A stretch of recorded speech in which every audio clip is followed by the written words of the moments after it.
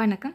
நம்ம எப்போவுமே வியாழக்கிழமை வந்து மகாலட்சுமிக்கு, அன்னபூர்ணி இதுக்கெல்லாம் வைக்கிற அரிசி எடுத்து மாற்றிடுவோம்ல. அதே மாட்டம் மாற்றிட்டு புது அரிசி மாற்றியாச்சு. இப்போ நான் வந்து எப்போவுமே இந்த மாற்றின அரிசியை வந்து மாட்டுக்கு வைப்பேன்.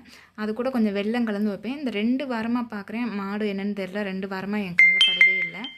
அதனால் அந்த அரிசி அப்படியே இருக்குது. அந்த அரிசியை எடுத்துன்னு போய் மாட்டுக்கு வைக்கலாம் அப்படின்ட்டு இருக்கும்போது எங்கள் வீட்டுக்காரர் வந்து பருத்தி பால் செய்யலாம் அப்படின்னு சொல்லிட்டு பருத்தி கொட்டை வாங்கின்னு வர சொன்னேன். அவர் என்னென்னா மாட்டுக்கு வைக்கிற பருத்தி கொட்டை வாங்கின்னு வந்துட்டாங்க. இப்படி வாங்கக்கூடாது, அது வந்து நம்ம பருத்தி பாலுக்குன்னு தனியாக ஒரு பருத்தி விதை இருக்கும். அது நல்லா பிளாக் கலரில் இருக்கும். இதில் பார்த்தீங்க அப்படின்னா உள்ளே வந்து ஒரே போலாக தான் இருக்கும். இதில் செஞ்சோன்னா நல்லா இருக்காது. சரி, எல்லாம் நன்மைக்குங்கிற மாட்டோம் அந்த அரிசியும் அப்படி இருக்குது அப்படின்னு சொல்லிட்டு அது கூட வந்து கொஞ்சம் அவல் இருந்தது வீட்டில். அந்த அவலையும் சேர்த்து அந்த அரிசி கூடவே கொஞ்சம் வெல்லம் சேர்த்து மாட்டுக்கு வச்சிடலாம் அப்படின்னு சொல்லிட்டு, இப்போ இங்கே மாடு இருக்க இடத்துக்கே நம்ம போகலாம் அப்படின்னு சொல்லிட்டு எல்லாத்தையும் எடுத்து பேக் பண்ணி ஒரு கவரில் போட்டு எடுத்து வச்சுருக்கேன்.